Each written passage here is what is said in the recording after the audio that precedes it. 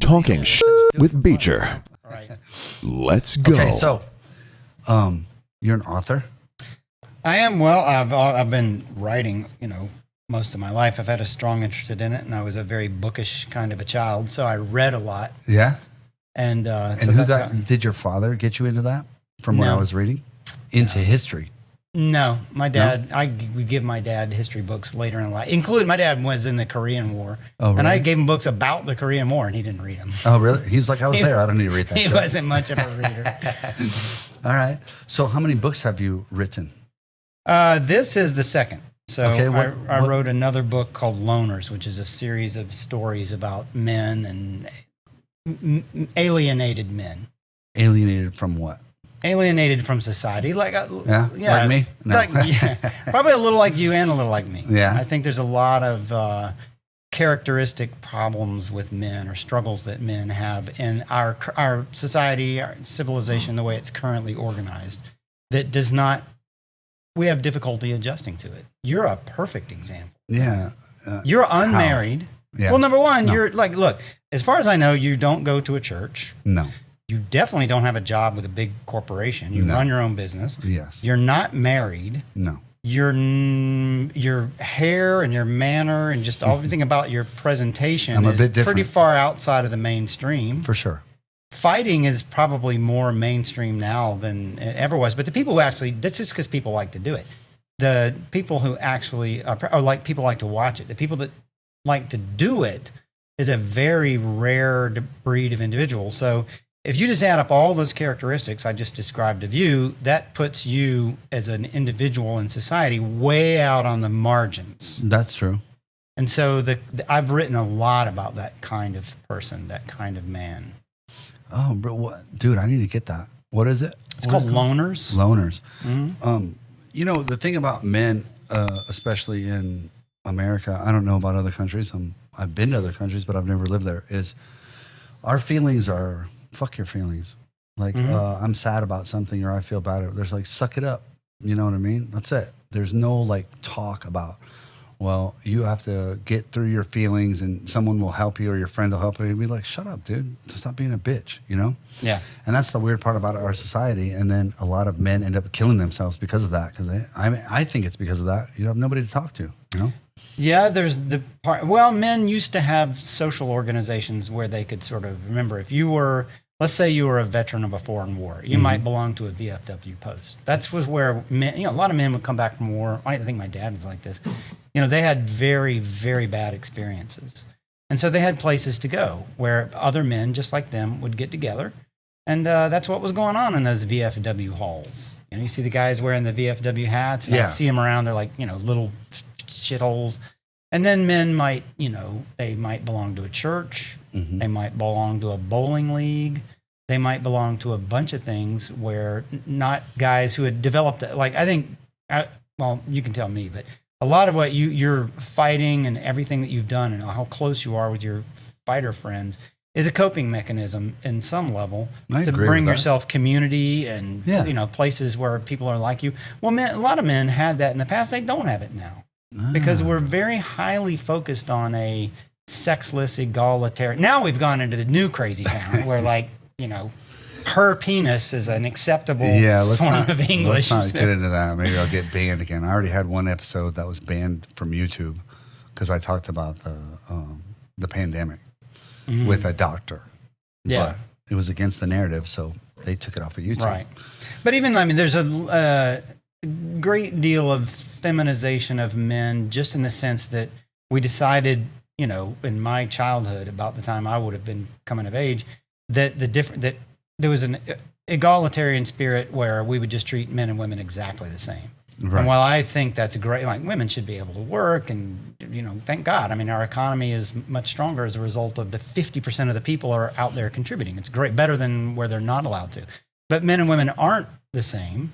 And so the loser in that was the protected spaces for men where they would do things that were related to men. And so now in school, you're all in school together. And I have 3 boys, so I've experienced this 3 times.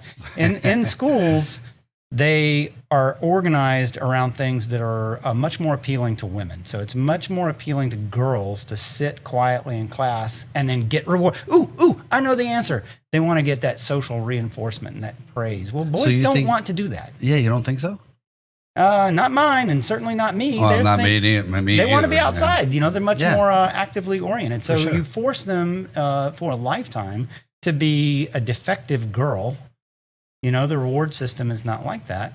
Then they eventually, there's something in them that begins to ferment. And then they're going to either do like you did, and I think like I've done, is develop coping mechanisms. Or their coping mechanisms, you know, they'll either strike out in violence. And if they strike out in violence against themselves, that's a suicide. If they strike out in violence against a domestic partner, that's domestic abuse. If they strike out with a gun, that's a mass shooting. So all of it is. So you think that schools doing that and, you know, putting kids in classes is not really, it could be the cause of this? Yeah. Wow. We start distancing men from their natures at a very, very early age. And now it's self-perpetuating, because the one thing that would protect you from this more than anything else is a dad. And of course, the dads are alienated. And if you've ever been subjected to a divorce proceeding or a child support, you know, you'll know that the legal system is perilous for men having children. Yeah, you're not going to get custody of your kid. If there's a man and a woman, they're going to give it to a woman. They're going to give the custody to a woman. That's just how it is, the mother. Even if the man tries, because the system is not, it's different than it used to be, but it's still, like you said, in the majority of times, if the man and a woman don't agree to just either stay together or work out their differences without the courts, then what the court's going to do is probably this child's going to go to the woman. She's much more likely to want to do this with a little kid. And then they're going to go, okay, well, here, we need to share the resources. And they just apply the formula. So imagine you're a man and this is what you're facing. Mm-hmm. You are looking at some percentage of mandatory transfer of wealth, which is called child support. And in theory, that's what it is, but it's not earmarked for children. You know, it's just an unrestricted check that goes to the other side. So, yeah, and not all people spend it on their kids. Yeah, I'm pretty sure that's the case. But my whole point, not to complain about that system, but my point is that the men are continuously put into a position to where they're not able to responsibly express their nature, and that would make them a responsible, loving, integrated adult. And because that's not the case, they will find some sort of niche way to cope. You being as good an example of anybody I've ever met. You're sort of an extreme example, but I've met people like that, and I'm like that to a degree. Right. Part of why I was so, I was very bookish, because at least books were a place where I could find things that I was interested in. And I was very interested in all kinds of books, but I was interested in history for sure. It was always just a tale of men doing stuff. Yeah. And I was into Hemingway, which, and that level of authors. So they were men about Call of the Wild. I'm just shocked and appalled at the books that the school assigns to my sons. I'm like, okay, I'm not saying there's not good literature. There is. There's new writers coming along all the time, but their literary choices are an expression of their social obsessions. So there's a lot of books about bullying and racism and transgender. I mean, it's just always one thing or another. They have that in schools now, like books about transgenderism? Really? God, I'm like, yes, I'm probably going to get blocked. My emails are going to get blocked at the school. Because at some point I'm like, okay, look, because they'll send out these reading lists, and I'll go on Amazon and look them up to see what they're about. And they overwhelmingly reflect the social obsessions of the school, which was not the social obsessions of the school when I was in school. And I read the books that were assigned to me, and some of them were very good. I read Charles Dickens. I remember Great Expectations. I read. There were all kinds of good books, and then there were all the books that later on I just discovered on my own, which were I was a real big fan of all the early 20th century writers, which were Hemingway, Faulkner, F. Scott Fitzgerald, and Steinbeck. So those are all the classics. That's Of Mice and Men, To Have and Have Not, The Sun Also Rises, the ones that Faulkner, I mean, he wrote As I Lay Dying is the one that most people get assigned to. But they're similar in a way. They're great books, but they're all, especially Hemingway. His books were usually about men who, they were like him. He was, in reality, he was the son of a doctor, and he was volunteered for World War I, and he served as an ambulance driver. And one day a shell hit fairly close to him and just ripped the meat off of one of his legs. What? And yeah, he was horribly injured, and he went to a field hospital where they nursed him back to health, and he fell in love with some nurse there who went on. I mean, there's no romance happened there, but when he got out of that, him, like many men, had seen things that were of such striking. I mean, I write a lot about World War I in here because it affected, Hemingway was American. It affected a lot of American men. And they became what was known as the lost generation because they never could go back to normal life after that. After they had seen death, just wanton death. This was meaningless death. The guy standing here gets killed and the guy standing there lives. And so this undid them. And they spent the rest of their lives, like you, trying to replace society with meaning. And so a lot of Hemingway's stories are about guys fishing and bullfighting because they're trying to find some little world. It's like your classes. They're trying to find some little world of order. That's away from society. Yes. Yeah. They're alienated in that God, sense. you've thought deep about this shit. I've never thought about it. Yeah, like I have, but it's true. not just me. I mean, many people thought this about these things too. I just saw it, and I had a strong sense of identification with it as well, which is kind of why I wrote that.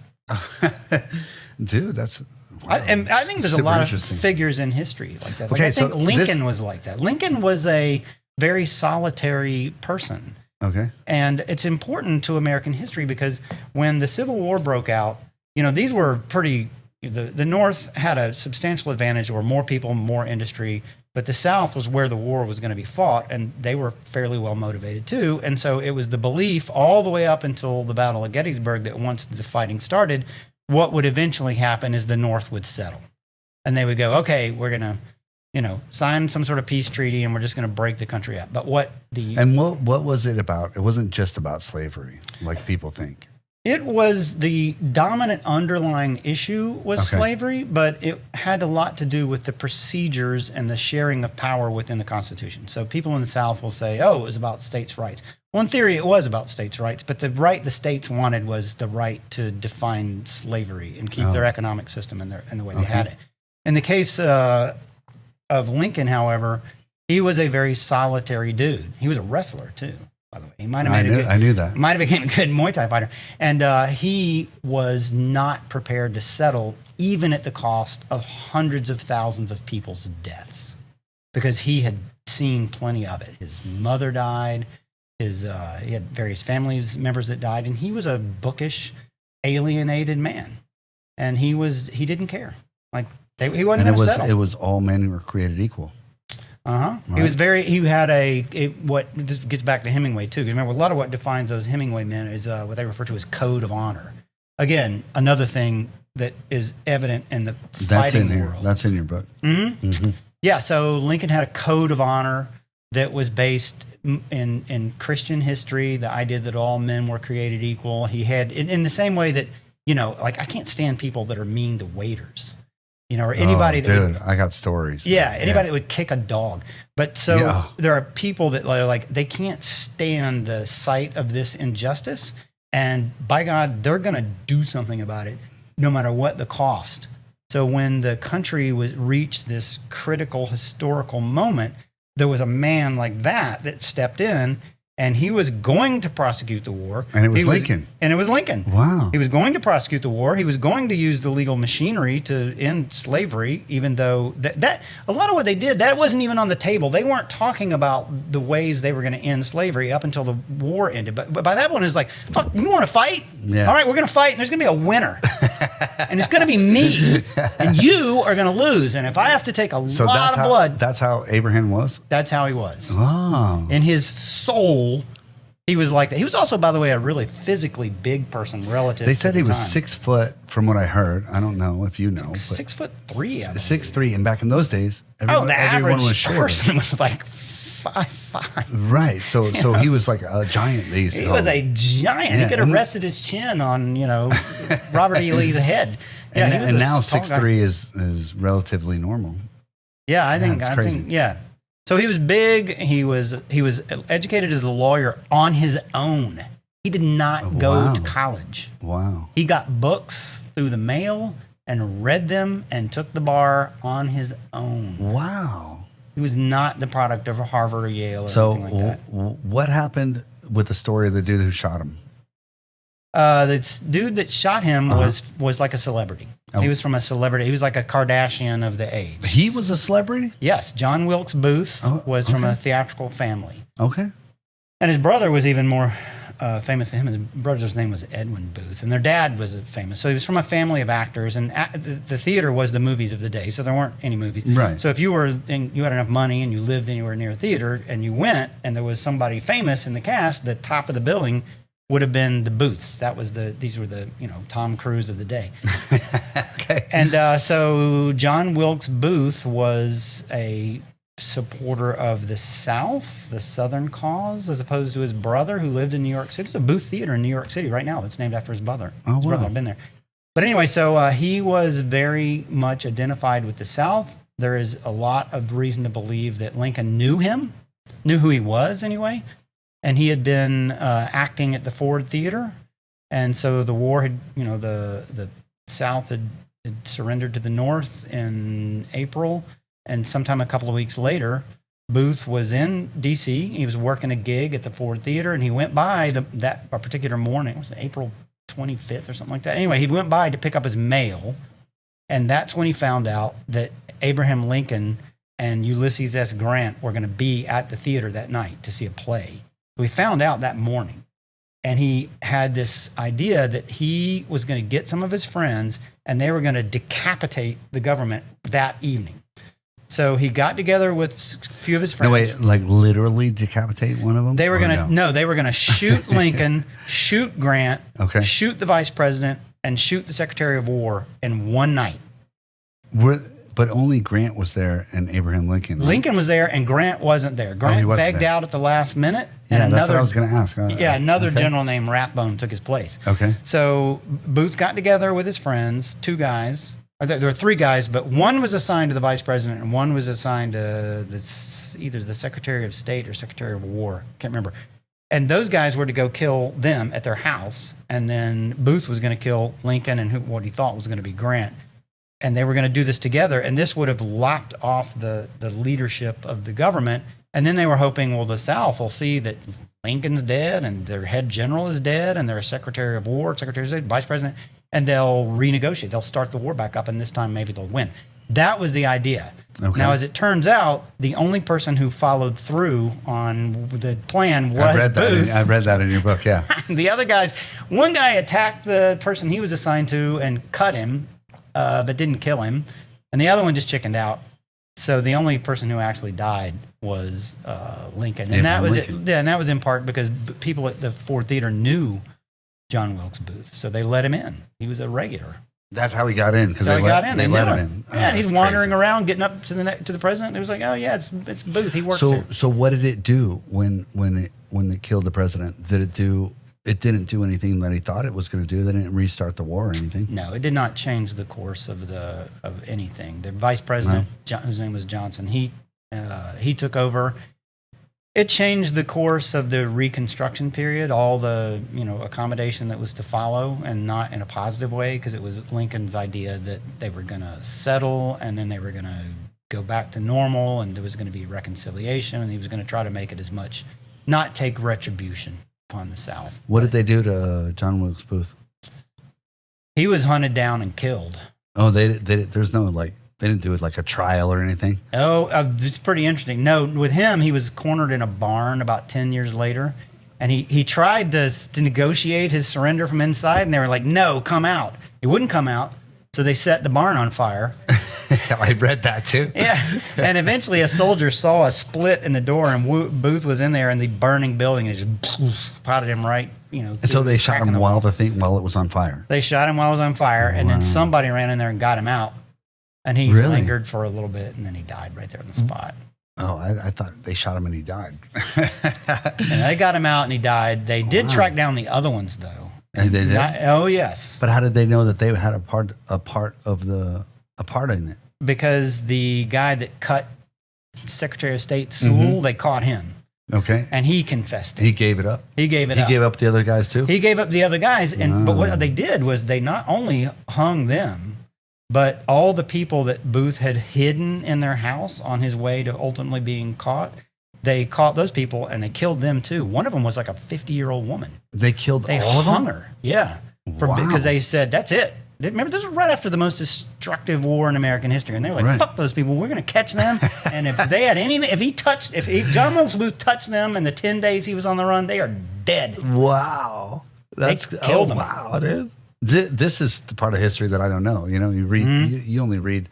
Okay, that brings me to this question. All right, and I know there's a lot in this book. We could talk for hours. But how is it that you can pick and choose what is the reality that really happened in history? This is what I don't understand about like history books and things like that. Because history books were written by the winners. They weren't written by the people who lost the war. They weren't written by people who lost battles or whatever. How do you know which one is true? Like, how do you decipher that when you write a book like this? Yeah. Well, remember, my promise in sort of the foreword of the book was that this would be consensus history. So this is not like, well, some people says there was a civil war, and some people says there weren't. There was, and everybody agrees. Right. Right. So there is much of history is people are in agreement. So they might be in disagreement about whether what happened was good or bad. It might be some people say, for example, well, it's good that Lincoln was killed. Then you might have a theory about that. Right. Some people would say that it was bad.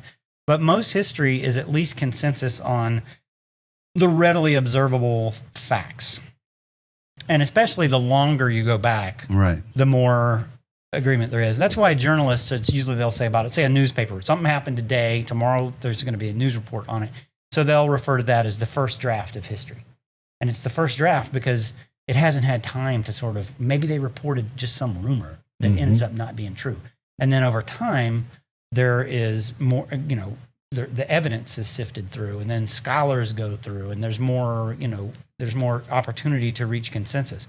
The only reason there's not consensus is because, to get to kind of the reason I wrote this book, is because there are people, remember, if you can control the narrative in the past, you can control people's action in the present, which means you control the future. So there are many people who I wonder how they did that recently. Yeah, right. Yeah, so that is why the story of the past is so important, because first of all, stories are important. I mean, stories are important. You just look at the people die for stories. Religions are just stories. For sure. If there was nobody alive, there's no pictures of Jesus, and but people believe that there was a Jesus, and they believe in with the story. They read it in a book, and they're willing. And they're launch wars, and die and kill for stories. For their beliefs. Right. But they got it out of a story. Right. And the story of a country should be something you believe in. And my view is that you should retain the heroic narrative of your country. And I grew up in a period where there was a heroic narrative of the country. My dad was the youngest of three, and his older brother, my dad's name was also Tom, and his older brother's name was Bob. And Bob Roush was a D-Day veteran. He was a super nice guy. He was a medic at D-Day, and he lived through that. And they moved him to Japan, and he was off the coast had we invaded Japan. Had they not surrendered, we were going to invade, and he was there. He credited dropping the atomic bomb on saving his life, because he's pretty sure that the casualty estimates were over 1 million. Yeah, if they would have went and attacked without dropping the bomb, it would have been a different story. Right? The Japanese had said that they were going to fight to the last woman and child. They were arming people with sticks and rocks. I mean, they were ready to go. Yeah, for sure. And so my dad, then when he was drafted, he was served in Korea, and my dad told me a lot of stories about being there.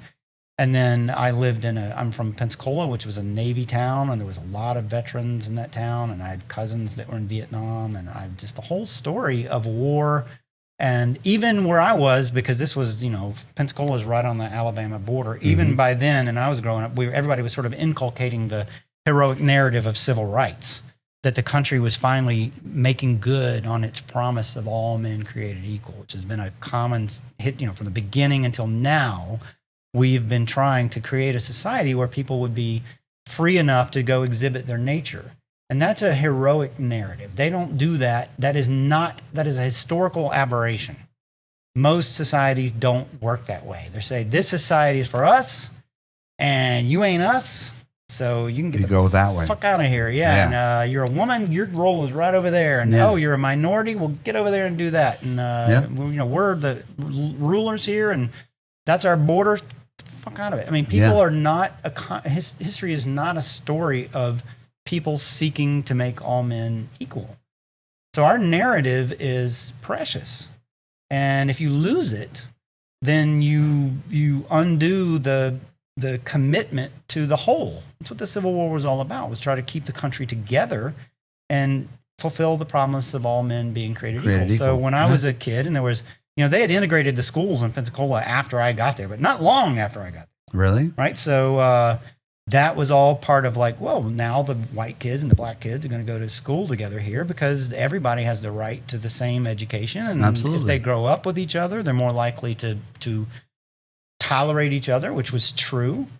And, girls should be educated and everybody should be free. So if the narrative of the country is that, we, every inch of land we stole from the Indians, and it's all about, original sin of slavery, and it's all white supremacy. And if that's the narrative of the country, I would submit that does not coordinate with the facts.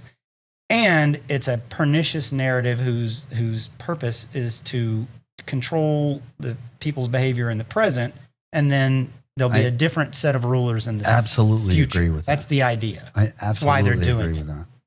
A lot of the reason that, I think there's not as much racism as people portray nowadays. I go into a bar, there's 100 different races of people, and nobody gives a shit. It's not like, there's that dude of this race in here, throw him out. It's not like that. No. But people put it on race because it separates the people. So when it separates the people, then they can rule more, It's not racist. I mean, there's some KKK stupid ass down somewhere here in East Texas or something. Who cares? Whatever. But most of the world's not like that. Yeah. It's just not. People have absolutely moved on. And the reason there's fake racism cases like that guy in Chicago is because the demand for racism has outstripped the supply of racism. So we're manufacturing fake racism. Not only that, I've said this before. News nowadays is not about journalism anymore. It's about ratings. No, we've lost the news. Like back in the day, terrible. News was as factual as they knew it was. And now it's about, well, if we say this, everyone watches us. Let's keep saying this. Whether it's true or not, they don't care. And that's, I'm out. I don't watch TV at all. It's sad. The journalists, remember, we have a First Amendment written into the Constitution for a reason, because you want people to be able to disseminate the facts and truth, and reporters are supposed to be a check on power. And that was the whole idea. So you had the freedom of speech, and the First Amendment covers a whole bunch of freedoms, of which press and speech are part of it, because the freedom of speech is the freedom to be able to speak your mind, and the freedom of the press is to be able to speak your mind to more than just the people that are within the sound of your voice. Right? So you had newspapers, and that's what they were supposed to do. So it was considered to be so fundamental to the function of a free society that it was written into the very first Bill of Rights. Remember, the Bill of Rights is supposed to be, the whole reason they had a Bill of Rights at all. So there's the function of the three branches of government, the judicial and the legislative and the executive. So they developed all these checks and balances. But even then, they're like, somehow people of the future are going to fuck this up. So what we need to do is we need to go ahead and write it down so it can't be missed. We're going to write down those rights that are beyond the scope of the government to manage.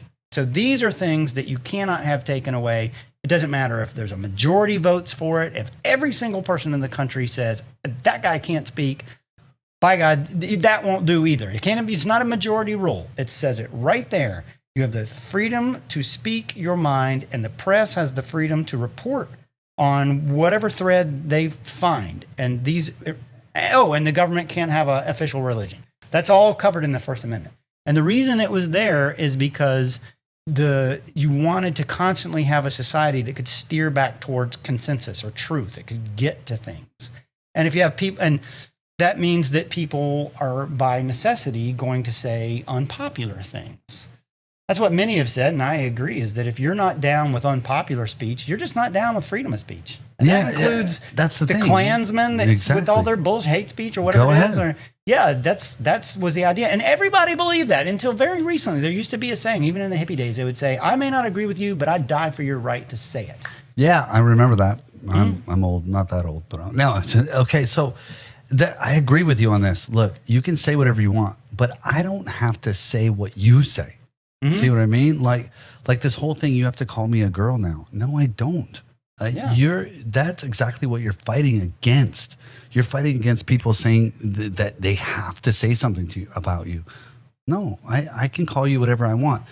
And you shouldn't have to shut somebody down because of it. Let's cancel that person. How about this?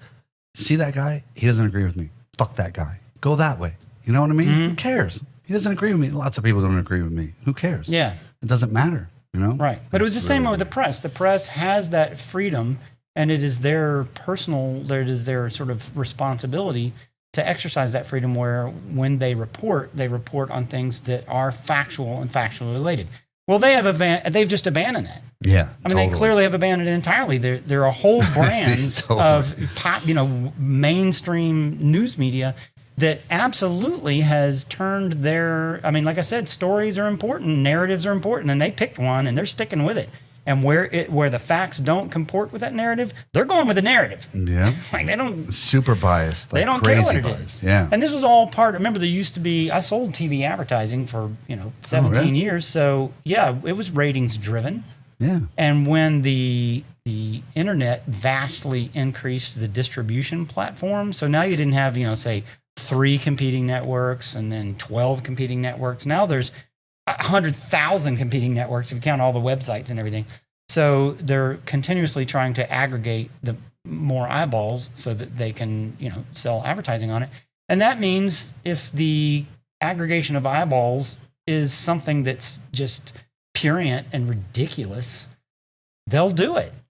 It's a great experiment in what people are actually maybe thinking all along. It's hard to know, they how they say in art, is art imitating life or is life imitating art? The artists always say, we're just reflecting society. And then society says, no, they got that shit idea from you, right? So that's kind of how it goes. But in this case, if you do back to the idea that there's some sort of pervasive racism in the country, will aggregate attention. There's somebody who wins in that idea. Somebody is profiting from that. And so say the news media that puts it out there all the time is finding, there are people who are prepared to believe that. They want to believe that. And they don't have to they could find one redneck in a trailer somewhere and then they'll and then it makes it all that white and people. Yes, then white supremacy is the number one problem that faces America. Yeah. Whereas that does not comport with my personal experience with races throughout my life has been universally good. Okay. Like I grew up with a lot of different. In Pensacola there wasn't different kinds of people. There were white people and there were black people. All right. There's not a lot of anybody else there. But then in all the years that I was in Los Angeles and all the way up until here, I'm a minority here. I'm a minority here for age, absolutely. The next youngest person is substantially younger than me. And then I'm a minority from an ethnic standpoint. When I was at KPRC, the TV station I left here, I was a minority. I was a gender minority. Over just 24 people in that department, 4 men. Oh, wow. Counting me. Wow.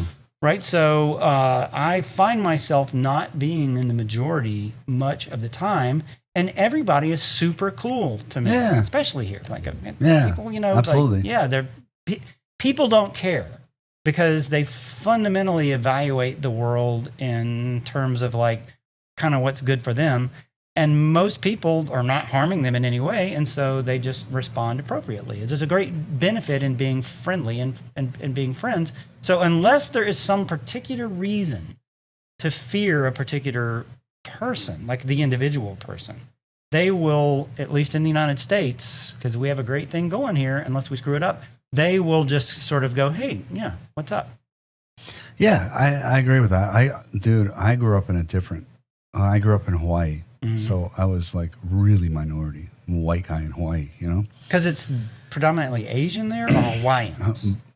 All Filipino, Asian, Japanese, Hawaiian, Samoan, everyone but white people. White people are tourists. Right. And it lived there, you know? Yep. But I lived there. So it was, when people say, you don't know how it is to be, you know, and to perhaps somebody to be racist about you because you're white. Well, I do know because it happened to me my whole life. And it's just, I don't care. But I grew up around all those people, so I didn't understand racism. When I came to the mainland, they call the United States the mainland, and Hawaii's Hawaii, right? Mm-hmm. It's just, they were just people for me. You know, it wasn't like, oh, they like, you guys don't like a certain race? Why? I mean, like, it's weird, you know. For me, it's weird. What did they think of white people? Like, they saw you and you're white. What characteristics did they assign to you because of your race? Well, you know how they call white people honkies back in the day? Mm-hmm. Well, in Hawaii, they call you haole. Oh, yeah. Haole. So haole boy got beat up every day. That's just how it was. But they didn't think it was because you didn't exhibit some characteristic. You were just in the wrong tribe, essentially. I was just white. That's all. Yeah. I was just a white kid, so I wasn't supposed to be there. And I don't know what. So it was your presence on the island they viewed as some sort of colonial. Yeah, like they came. Maybe they wouldn't say it that way, but that's kind of what they thought. White people came over and took their land or something, and they just, and then it just went through history, and then, you know, kids are mean, so they just don't like white people. That was how I grew up. That's how it is. But so I do know how it is. But stop talking about race. Let's go back to this book, okay? Look, one final point about race, since it came up. Okay. Is that, you know, I have a friend of mine named Jason, and we were sitting out on my back porch playing pool one time, and he just casually said, yeah, well, you know, there are no races anyway. And I thought, wait a minute. There's no races?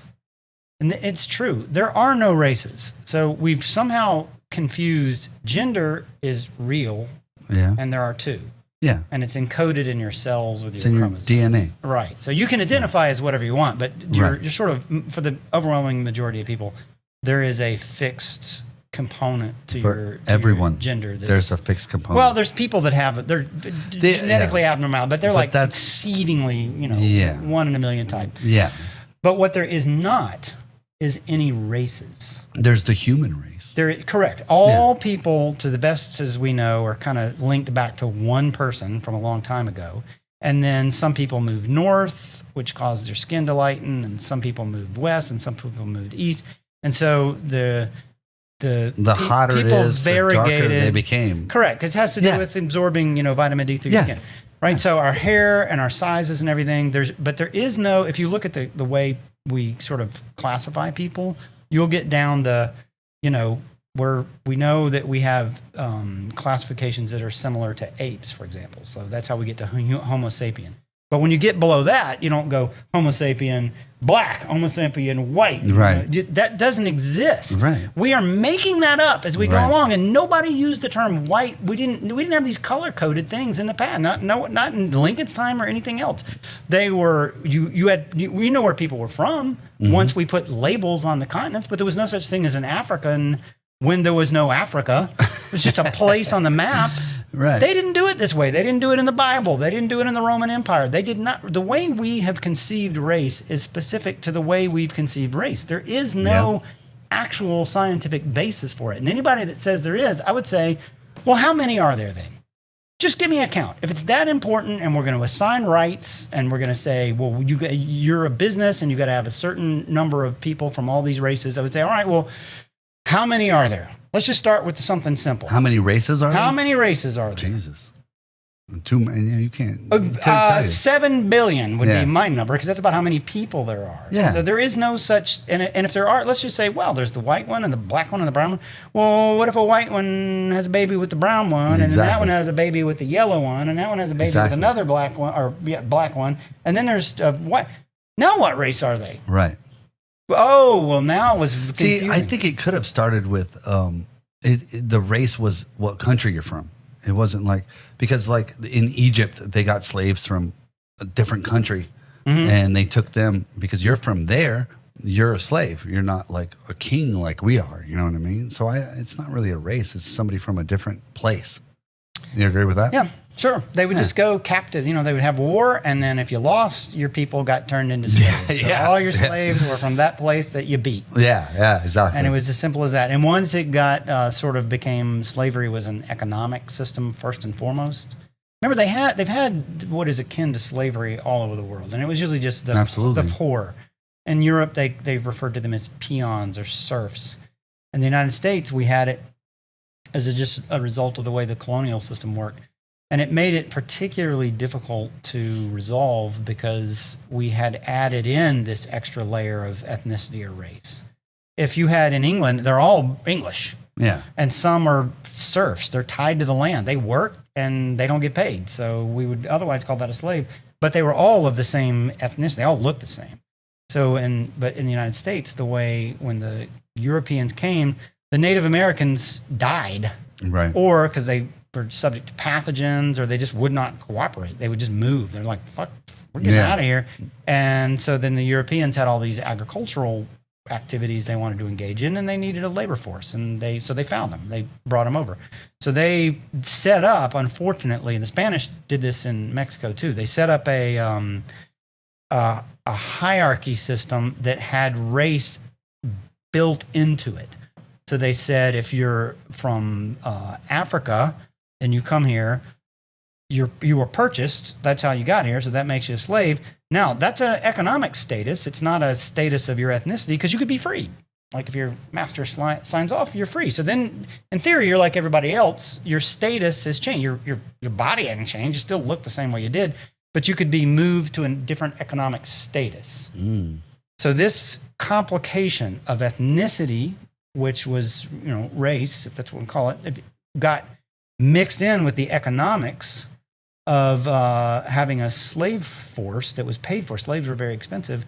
And that when the cultural moment came that it was not considered to be acceptable anymore. Because that's all it was. Like we could still have it today. It's just at a certain point, people just said, no, we're not going to. Yeah, it's unacceptable. In the same way we decided not to as a culture, we decided that women could vote. We've decided that gay people can live out in the open.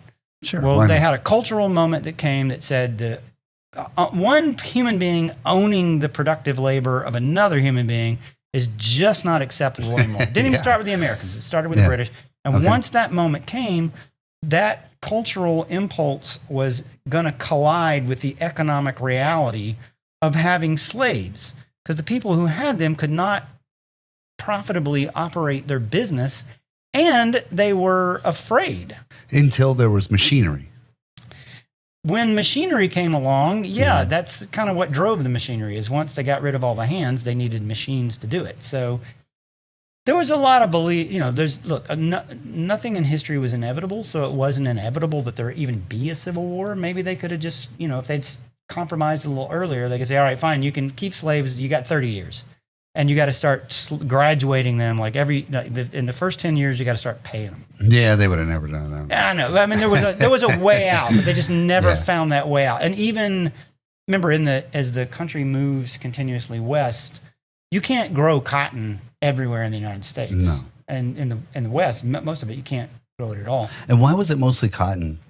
Because it was very profitable. The industrial systems in Europe were using cotton, so it was the most profitable thing to grow. And it was very labor intensive because you had to get out there and pull the head, and you got to get the seeds out and everything.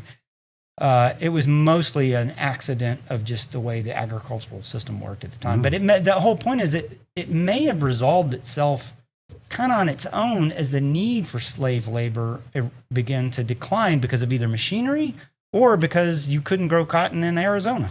Yeah. And they didn't need them there. So why would you want to have all these people in the first place? You might have just freed them all because you didn't want to pay for them anymore. Right. And that would have circumvented the whole disaster of the Civil War.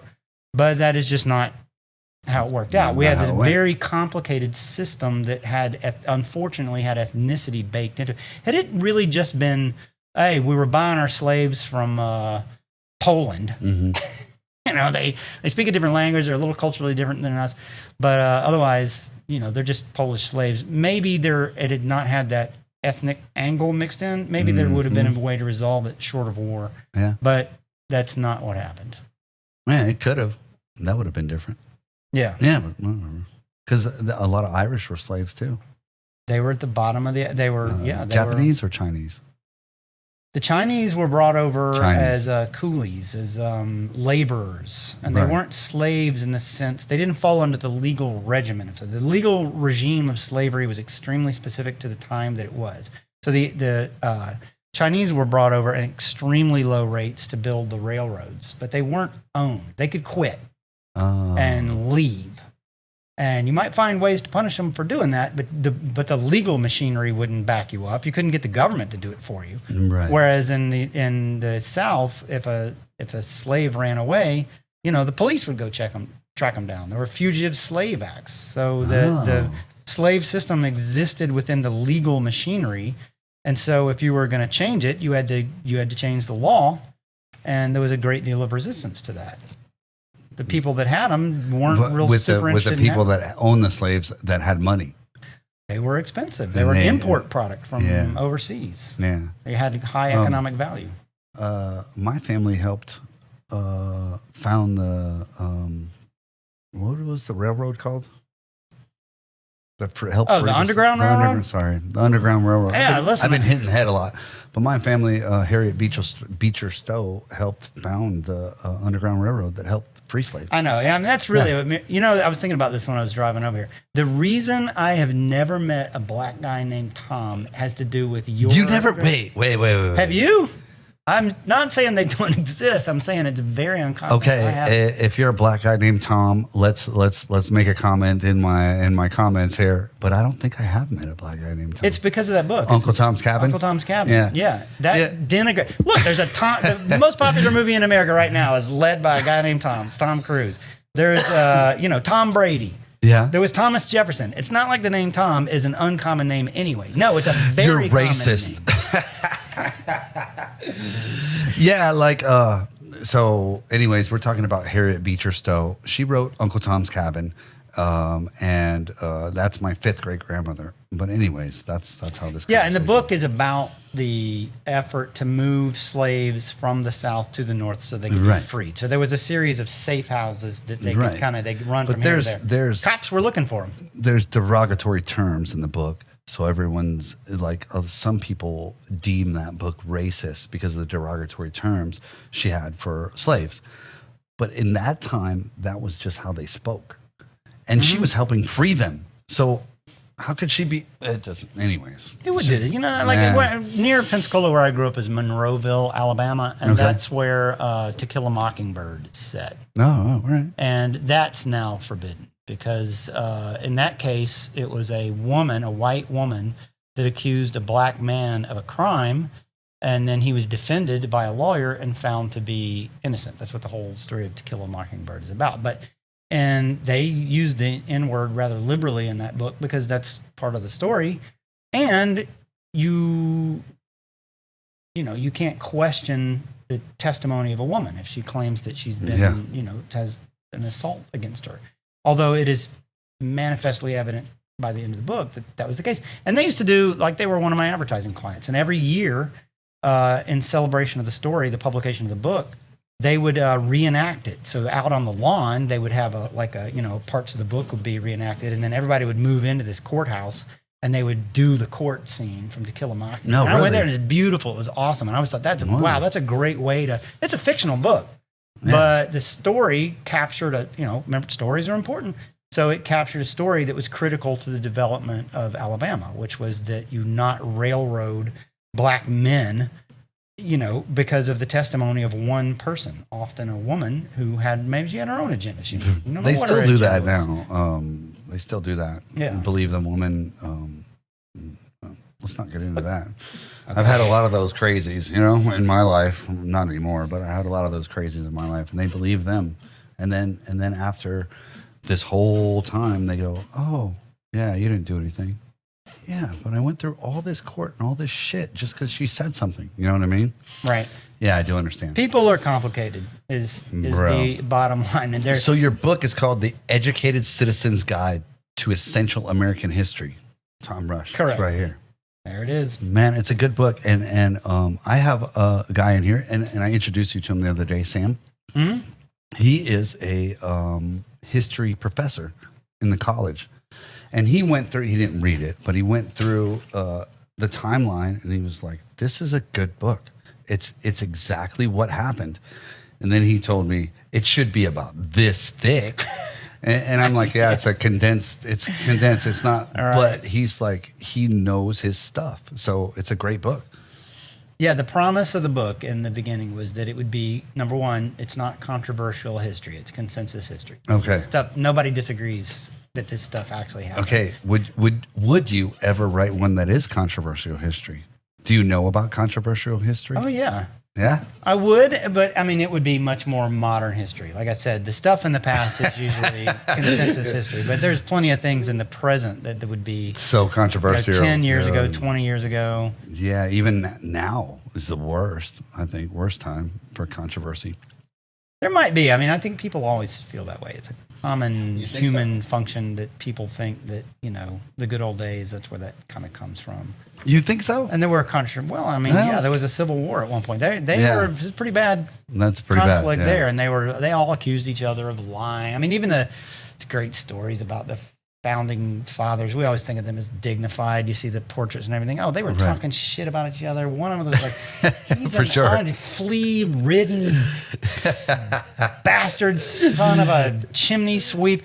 And they would actually, they would dueling. Dueling was not uncommon then. So they didn't, wasn't even like they went outside and fought. No, they went outside with Bring guns. It back. Bring and back dueling. shot at each other. Yeah, exactly. Bring it back. Let's go. That's Bring right. Back dueling. Man, but yeah, the idea was that, I mean, it really probably should be that thick if you want that level of detail. But I did not feel like most people, number one, they're not going to read a book that big. No. And two, they don't need to. You don't need to know everything. The educated citizen is a person who just fundamentally knows the basic facts of American history. And if they know that, then when they encounter new information, like, just the news of the day, whatever it might be, they know where that falls in the flow of events. Shit, you're smarter than me. I don't know. Oh, that's good. Well, you got it right there in your hands. Yeah, and let me ask you this. Do you remember all of this shit, or do you have notes on this stuff? Like, how do you get all this information? Is it all here?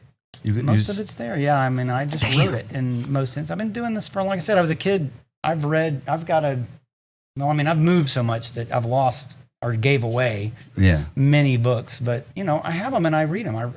I read them for fun. I have a pile of books on my nightstand, and before I go to bed, I'll knock out 20 more minutes of it. So it's like anything else that you accumulate knowledge on. And then other things I had to look up. But look, one of the things that I think is a great thing about our time, like as a podcaster, you know who Joe Rogan is, and I love Joe Rogan and listen to Joe Rogan. Joe Rogan can talk with all kinds of people about all kinds of things, because you don't have to be formally educated in things to be educated in. Because the internet has brought not only that, I'm doing everywhere. this so I can learn this information. See what I mean? It's not like, oh, well, I'm not educated on history. Well, I'm not. I mean, I went to public school, so that's not very good. But anyways, I bring you on here so I can learn about it. Right. Yeah. And this will be on the internet, and anybody can listen to it. So then anybody can get the book and read it. Then they can get this book. And learn. In about 2 more weeks, you'll be able to go on Amazon and find it. Loaners is on there right now. But you don't have to be a PhD in history to know it and to learn about it. So I can write a book knowing just the things I already know, And then as I sort of need, like, I can't remember exact dates or spellings of people's names or stuff like that. And then I'll just go and do a little bit of research on it and find that out and then fit it within the narrative, which, you know, if it's in terms of selling this book, I think that's what it's going to be like. Oh, why does Tom Roush, he's not, you know, he's not a historian. He didn't study it. Well, like, I did study it on my own. And then I looked up the other stuff. It's the same way. Like, nobody gives out a PhD in Muay Thai. Yeah. You're not credentialed in it in any formal sense, but you know a shit ton about it because you've been doing it. Yeah. You're involved in it. This is a great age where people should be able to, as a result of the wild explosion and proliferation of, this is the other side of the news media lying, which is the bad side. The good side is if you want the actual real information, you can go find it. Yeah, but there's so much, I don't know how to say the word. There's so much different information out there that you can find what you believe and do that. Or on the other side of it, you could find that as well. And you could believe this or this. Because there's so much information out there that follow a certain, like, whatever your beliefs are. You know what I mean? And it could be on the opposite side of the spectrum. But some people believe this, and some people believe this. Right. But in most cases, if you really want, if there's something where there is a fact, there is a truth, you can find it. Yeah. Yeah. You may have to intuit it. Like, you may not be have this is exactly the thing, and here's where I found it. But I found this piece of information, and I found that piece of information, and therefore I've triangulated into like. So I know this is true. Yes, yeah. And you do this, and that's what I love about fighting, or all the things that I've picked. I wish I'd gotten involved earlier, and I wish it had been where I was because I could have used it earlier. Now, but I haven't now. But the whole idea of what's great about it is it's just so ruthlessly practical. You can find out right now whether that's going to work. Mm-hmm. And the feedback, you won't miss it. It will not be subtle. Oh, you think you're king shit? You think you know how to box? Okay, we can find out in 10 seconds. That's right. We're going to know here in just a minute. So it's a great age of information. It's a great age of knowing. Nobody should live in, you know, they've been talking for years about, we want, you know, universal free education. Well, we're there. Yeah, if you want can go find the information if you want it. That's the critical question. Who really wants to know? This is not the only history book. I think it's unique because I looked. I mean, you can't find a lot of one-volume summaries of this kind because people who get PhDs in history don't want to write this book. Right, because there's not enough information on that period. Well, the book should be this thick. It should be that thick, and it should be it should be a deep dive on some niche subjects. That's how they impress each other. That's what I make it sound negative. Well, that's what's important to them. Right. Whereas it's not particularly important to me. I have no agenda. I'd like to sell the book, but if I don't, it was still fun to do. But also it may turn on regular people to know history like this instead of like this. Mm-hmm. So these people are looking for status, and some people just want to learn about it. Right. And it's good. I was reading it. I've read most of it, and I learned a lot from it. I mean, some of it I learned in school, but not all of it. Not all the stuff's in here. But you know what I believe too with the information now is you have to be interested in it. Like you're interested in history, so you can write this. If you're not interested in it, you're not going to look the information up, you know? Mm-hmm. Like I'm interested in filming and you know, Muay Thai, of course, is my job, but I'm still interested in it. You if you're interested in it, you'll look it up. If you're not interested in it, you're not looking it up. I'm not looking up mathematics. No. Yeah. You know what I mean? So yeah, I'm not looking up mathematics, but I'm interested in, say, finance, which is mathematics involved. So yeah, people will find a way. People may not be they may not be interested in fighting, but they should be interested in health, cardiovascular fitness, and all the things like that. So you may not be interested in history, but you should be interested in the society. Yeah, you should be able to not be fooled. You know, like people can't tell you. I see such bullshit online all the time. I'm like, okay, well, you can sell that to somewhere else because you ain't selling it to me. Yeah, because I know for sure. And I'm just done. It's on so many different subjects. Yeah, for sure. Yeah. And most things are linked in some way. If you know this, you know a little bit of finance. If you know that, you know a little bit of war history. Stuff that occurs doesn't occur. Nothing comes out of nowhere. But what we need to know about is taxes. That's not what needs to be taught in school. And I heard that the governor of Florida has now integrated that into the school system. Yeah, there should be way more emphasis on economics. Man, because We are swimming in bullshit right now. I own a business, and you guys would not believe how much I pay in taxes. You wouldn't believe. And everybody's like, all these big businesses, they get breaks and all that. I'm telling you, I own a small business, and I pay a lot every month on taxes. What a lot. is Way the particular more. tax? It's not. You just pay regular income taxes. Are you being taxed No. on in particular? No. When you own a business, a lot of people don't know this. So my gym, all the equipment in there, you have to pay taxes on that for using it to make money. So when I made the money, I paid taxes. Then when I bought let's say I bought the boxing ring, I paid taxes. Yeah, the sales taxes when you bought Yeah. it. Right. And then when I made the money, I paid taxes for on the income. Yep. And then now for using the ring, I have to pay taxes every month. And that doesn't include my income tax of my income coming in and all this stuff. So that doubles it. That's even more. Yeah, but none of this is taught in school. You have to learn this on your own. And do I know it? No, I have a guy. So then I have to pay more for a guy to help me with that. You know what I mean? And I do think that's more. It's dangerous. I've been saying for years, the tax system is dangerous because you can't conform to it. This has been done multiple times where they'll give 5 different CPAs. So this is their job. They're a certified public accountant. Calculating taxes is what they do. So you give 5 CPAs the same information and you say, how much taxes does this guy owe? And they'll come up with 5 answers.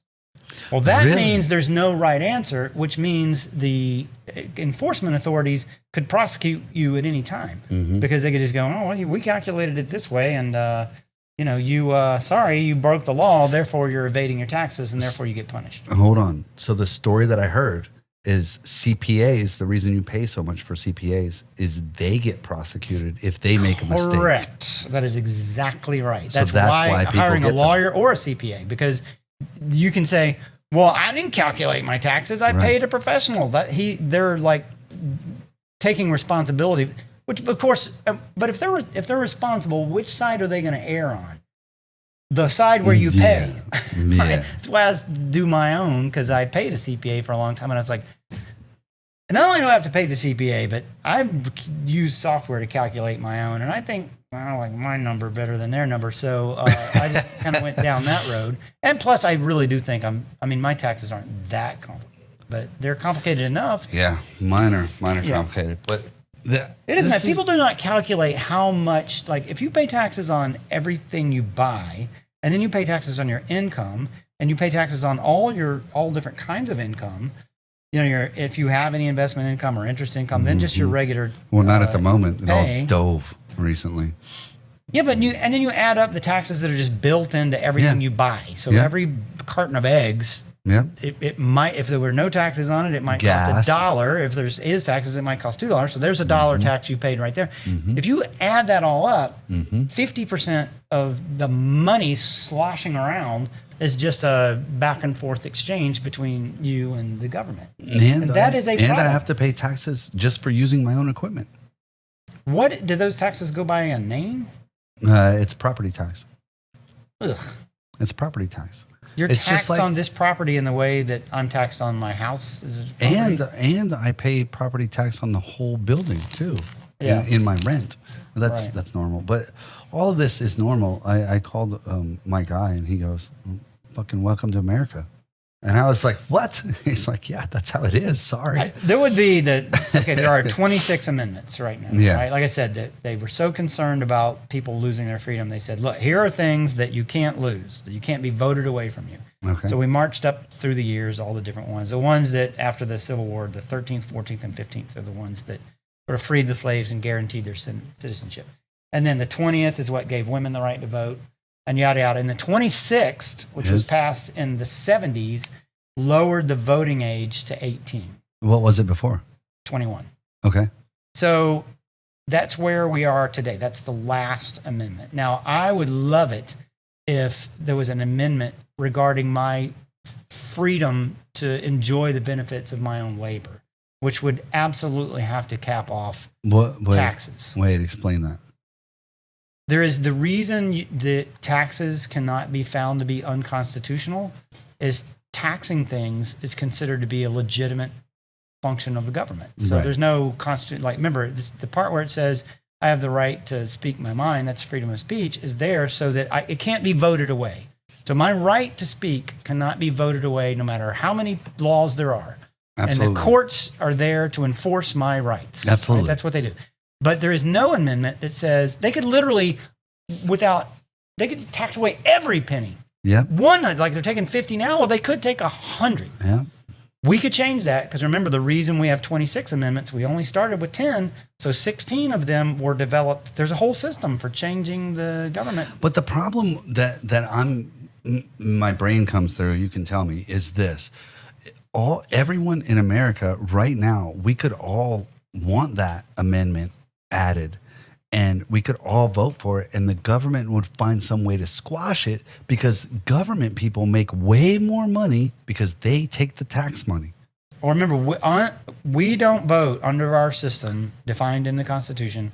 We do not vote for amendments. Only the government entities can do it. And the way So it works, they'll never add it because that's how they make their money. well, they added in the 70s. They lowered the voting age from 21 to 18. It could be done, but what would have to it's the hardest thing you can do.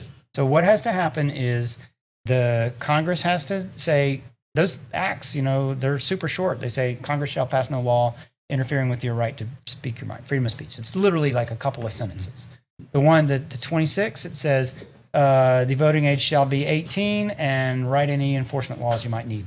That's about it. I mean, they're like, a paragraph. All right. So what would have to happen is there would be some sort of paragraph that says the aggregate amount of taxes that any one person pays over the course of a year shall not be more than 10%. Congress pass whatever laws you need to enforce it.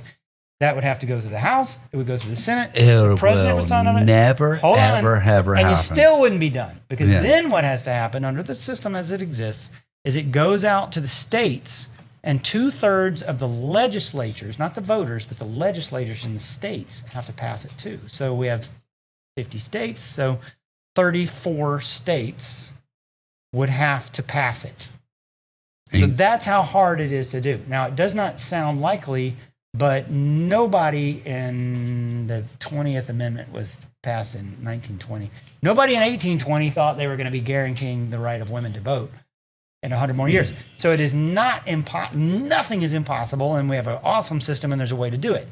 Unfortunately, we have not, as a culture, as a consensus, we have not come to terms with the fact that our relationship to each other and to our government is being twisted by intertwining our financial life.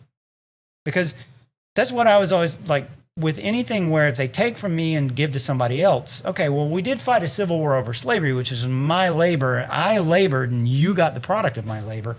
So we have not said that taxing is somehow an injustice that worthy of attention and legislation and warfare if need be. We've not reached that moment. But my thought is, well, when do we get to that? How much is too much? Because right now it's organized in such a weird way. Number one, you can't even know how much it is. How much of my paycheck got consumed by some level of taxes? I don't know, and I don't even have a way to find out. I don't even know how much I'm supposed to pay, which is I'm legally bound to do it. I got to file by April 15th every year. Mm-hmm. So this is a dangerous warping of our relationship to each other. And by each other, I mean, if I'm taxed and I know other people are getting my tax dollars, that pisses me off because that perverts my relationship with my fellow citizens. You know what pisses me off is I don't know other people are getting it. The government's getting it. They're creating jobs and they get paid all this money because they're taking our taxes. It's just like when they shut all the businesses down because the pandemic or the flu, they shut all the businesses down. Okay, then all the government in that particular place that were shut down shouldn't have gotten paid either. If they would have stopped getting paid, I bet you there would have been zero shutdown. Yeah, I promise. Look, this has been the subject of. Yeah. It's not funny, but it is kind of funny. The amount of money that gets allocated for homeless in, just say, California. But do you think that they give it to them? No, they don't. They pay it to themselves. It's like if you took Exactly. all the money that gets allocated to the homeless and just divided it by all the homeless, you could literally buy them all a home. Not in California, but you could move them to Oklahoma and put them in a home. It's that much money. But this is money allocated for a problem they do not have any sense in solving. They're not going to solve it. If you think about it, they don't want to solve it because they can get that money every year and put it back in their pockets, dude. Right, but under our system, we are supposed to be free from anything that would, life, liberty, and the pursuit of happiness. Well, them taking my money affects my liberty because it's mine. It affects my pursuit of happiness because I'd be a lot happier with it. Yeah. And that all adds up to this endangers my life. So that's why I would say it is not outside of the mainstream of American thought on life and politics and money, the traditions we've exhibited all of our history, to have a constitutional amendment that would cap off the amount of my personal wealth that they could extract from me just because of the taxing power of the government. This should be done, and everybody would be happier. How could we make that happen? Well, because I don't think it's possible, because people think that the government tells us what to do. So especially, I've noticed this, especially since the pandemic. Well, the government says that we have to do this, so we have to do it. No, do you know that the government works for you? Do you guys don't understand that? Most people don't understand that. Like, they work for you. So you tell them by voting for the particular things what they can do, not they tell us what to do. Yeah, look, that is very interesting because that gets to the culture of liberty, the want for freedom. And it's in here, and everybody in Texas probably knows that, the story of the Alamo, but there were the Anglo-Texans were in Mexican territory, and they acknowledged it. They were invited in by the Stephen Austin, and they were the Spanish authorities in Mexico weren't prepared to settle Texas, so they let the Anglo settlers come in. And then the Napoleon knocked off the Spanish aristocracy. The people of Mexico got their freedom by default. They fought a civil war, and they elected a government out on a constitution that was very much like the American one, and that lasted for a little while. And then, there's a fly in here. And then there's a fly in here, man. Because it's cool and it's 1,000 degrees outside. Yeah, that's why the fly's in here. That's all right. So then eventually they had a dictator took over. Hold on. Boom, go. I see it. Oh, I hit him and it didn't even kill him. Wow, that fucking fly's got a chin on him. I get him. He's all right, anyways. He'll land in a minute. So anyway, once the Mexican dictator took over, the Anglos of Texas said, we will answer to that constitution, but we will not answer to you. And that's how Texas gained their independence. But that was a habit of liberty. That took people that were more interested in freedom than getting along.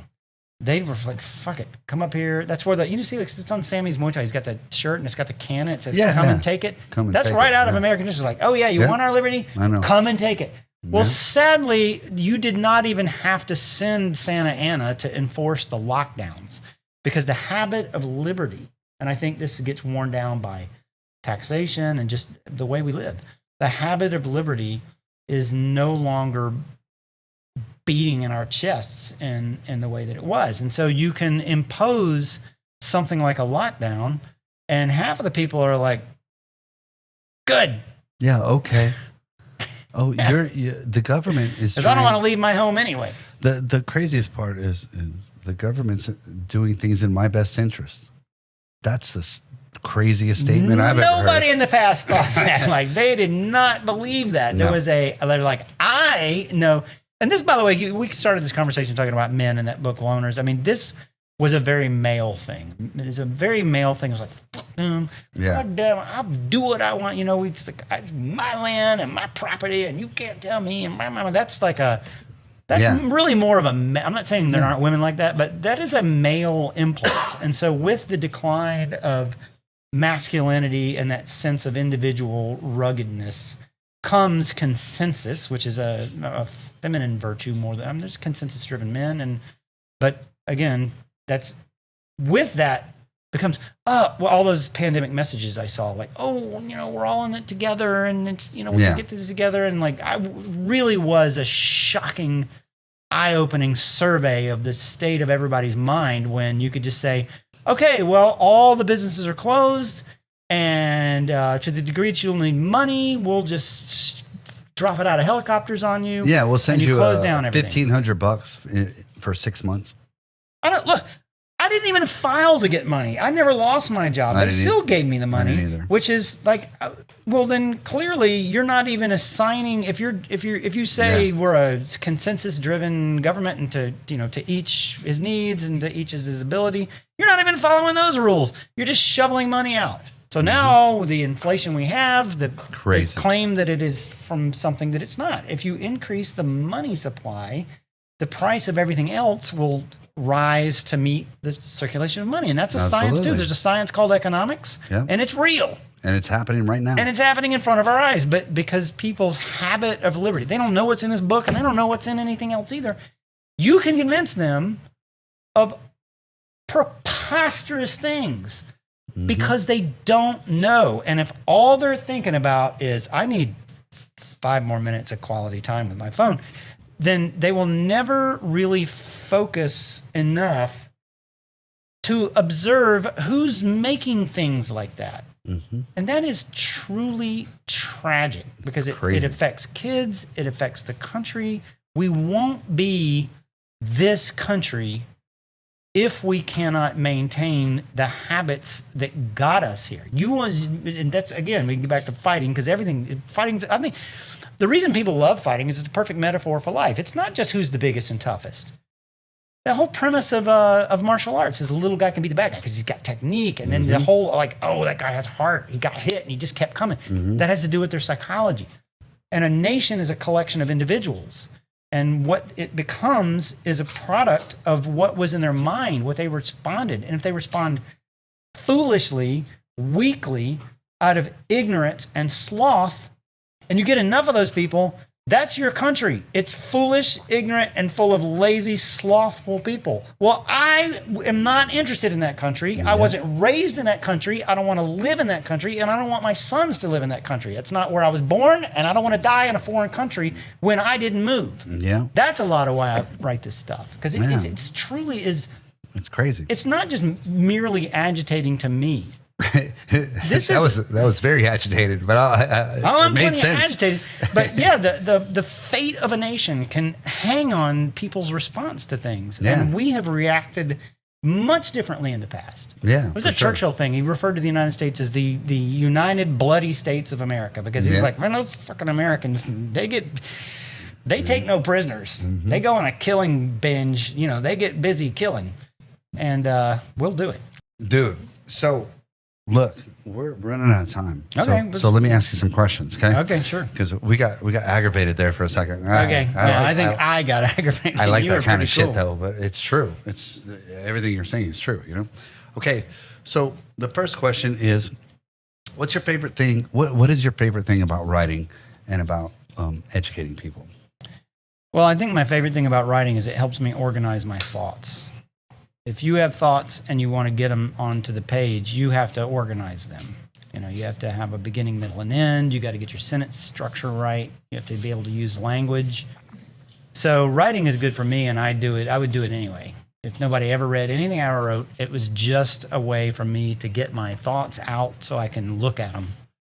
And go, well, that's fucked up. That's a stupid thought. Oh, this actually makes sense. Maybe this is a set of ideas you should follow up on. So people journal like that. People write. People have always written things for the purposes of organizing their thoughts because it's good for their mental health.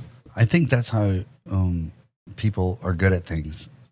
I would do Muay Thai if I never got paid for it. Well, shit, I did Muay Thai for a lot of years. I never got paid for it. But same thing with you. Like, you like writing, so you would do it even if you didn't get paid for it. Mm-hmm. Yeah. Awesome. I've written plenty that no one will ever see and no one ever should see. Okay, so wait, I didn't even ask you, what do you do for a living now? I'm in software sales. Software sales? Mm-hmm. Have you ever been a writer for a living? I have made money as a writer, like quite a bit on time and again, but I've never pursued it to the exclusion of anything else because it's a very unstable way to make a living. Yeah, well, like I don't think anything's stable, really. Well, yeah, Stable to an extent, yes. Yeah, some things are more stable than others. Yeah. Like being a drone in an office. Yeah, it'll kill you, but it's stable. Can't do it. Yeah, I know. Okay, so what's your least favorite thing about it? About writing? Yeah. I honestly, I don't have a least favorite thing. I don't, don't? like. Yeah, I think the reason most people don't write is because they will not be alone, lost in their own thoughts. Like I know a lot of people who want to write, but they just will not sit in that room for as many hours as it takes to get it down on the page. But that does not bother me. Well, I like it. I'm comfortable there. It's a happy place for me. That's good, but I think that some people don't write because they're not smart enough to write. I mean, I write stuff and then I look at it and I'm like, no, nobody's going to want to read that. Yeah, and I'm not that bright. Yeah, no, I think it's more like, look, your creativity, you're a very creative person, and it just exhibits itself in a not a text, but this is just a one form of expression. No. Like you're very much more physically oriented person. So look at your aesthetic. I mean, the way you present yourself is a thought. Somebody had to make those decisions. I'm assuming it was you. You decided to do that to your hair. You decided to do that. Oh, yeah. You chose those clothes. Yeah. So this is all part of your expression. Well, this is kind of part of my expression. It's the way I express myself. That's a great way of thinking about it. And everything everyone does is a part of their expression. They're presenting something sometimes poorly and haphazardly. They're sending a message no matter what. Absolutely. Okay, so what would you like to accomplish? I think I would like to... I've discovered, first of all, that I know it's easier now on the internet to hire designers and just get a book designed. Mm-hmm. So to be able to publish and to get print versions, because to me this is like a real book. An ebook, yes, Kindle. I have a Kindle and I buy books on it. But something you can hold in your hands. Are you going to offer this on real. Kindle as well? There'll be every version. And there'll be EPUB, Kindle, print, every way to get the text, it'll be available. Okay. Loaners is that way now. So what I would really like to do is try to sell it and build my cred and rep as an author, because I'm of the age, I'm not under any sort of financial stress, and I'm probably never going to be again. So if I want to, whatever I want to really spend my time on, I can. Awesome. And this I care about. Okay, you're going to have to talk to me about how you did that later. But anyway, that's going to be later. Okay. Under no financial stress and never will be? Shit, I wish. So what do you hate? Frugal. Is there anything you hate about this business? About writing? Yeah, and about the business part, the business side of it. I would think, well, I'm learning it as I go along, and I think it's difficult. It's difficult to get people to commit the time to read your stuff. Yeah. I give out books, and especially today in the day and age of your attention span is zero because of TikTok and Instagram, and it's go to the next thing. There's never been more competition for individual attention. And I'm asking, like I say, even if it's free, I say, here, I want 3 hours of your attention to read about something important to me. Yeah. That's a tough ask of people. You know what I mean? And they don't necessarily want to do it. But there's a million subjects out there. I'm never going to run out of stuff that's interesting to me. My number one problem in life is I find lots of things to be are interesting. If I need about 1,000 years to go, okay, finally I got it all down now. We don't have a whole bunch of stuff. Yep. We don't have 1,000 years. So do you only study American history or all kinds of history? I study all kinds of history. Yeah. But I find American history to be... I find that, look, the United States is the most important country that has ever existed. And I don't mean no ill upon any other country. But if you look at advancing humanity and all things, what do we want? We want to be wealthier. We want to be safer. We want to be able to exhibit ourselves. We want to be able to push the boundaries of human activity. Nobody has advanced humanity in the sciences and the arts. I mean, look at the sciences and movies and literature and painting and fighting. I mean, how many things are sort of pioneered? Flight, space travel, what I call in here the empire of rights. We've extended rights to people that to this day, you're gay, you better keep your goddamn mouth shut. Yeah, you better get back in the fucking closet. You better climb and fast. Yeah, but not now. Now it's not in this country. Yeah, exactly. And there is almost no country that has advanced everything that is pushing the frontiers of human activity more so than this country. So I will probably always have a strong interest in American history, just because It absolutely there's sounds more like going it. on. Yeah, I mean, what am I going to say? And I don't know anything. I can't write about Chinese history. I've never been there. I don't know shit about China. I mean, but you could read about it and study it. I mean, in theory, I could go if you there. enjoyed it. If I wanted to know it, maybe I'll take a great interest other cultural things. Buddhism, I'm really interested in that. Yeah. So maybe one day I'll go to India or Thailand or somewhere like that. Buddhism's interesting too. For me, it made the most sense out of any religions. Not that I believe 100% of things in Buddhism, but all the other religions, like if you really sit and literally translate religions, none of them make sense. They don't make any sense. So we're not going to get into that. Okay.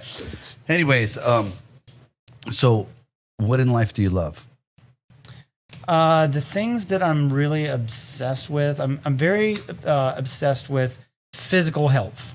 Okay. In fact, there's what will be a huge book that I'm working on now called Clock Blockers. Clock blockers? Clock blockers. Okay. I've already set up the blog for it. Blocking it's the blocking hands the of clock. time. Yes, exactly. Because there is right now many people, legitimate scientists, and some of them have been on Joe Rogan, and I follow them and I read their blogs and everything, that legitimately believe that the age of being able to solve aging is at hand. Because nobody in the past really knew what it was. Like you knew you got older, you got gray hair, you declined, and you died. But the mechanics of it, nobody could even agree what it was. Was it a systemic thing? Was it something that happened in your cells? Wait. So what are they saying it is? It's at the cellular level. Okay. And it's a series of cellular processes that degrade, and then they work their way up through the system and will exhibit themselves somewhere, and that'll bring the whole thing crashing to the ground. Right. But it's pretty well understood.